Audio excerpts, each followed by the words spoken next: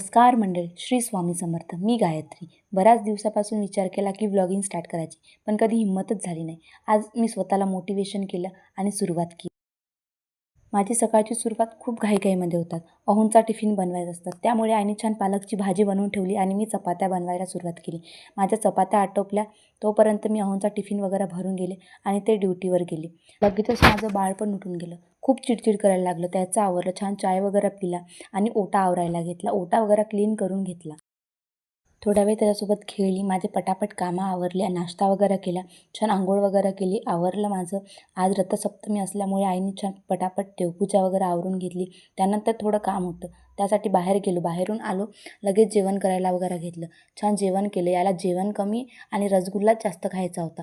मग नंतर याला झोपून वगैरे दिलं. तर छान साडी वगैरे वेअर केली आणि हळदी कुंकवाला गेली. सो असा होता माझा आजचा दिवस. व्हिडिओ आवडल्यावर लाईक अँड फॉलो नक्की करा. तोपर्यंत बाय.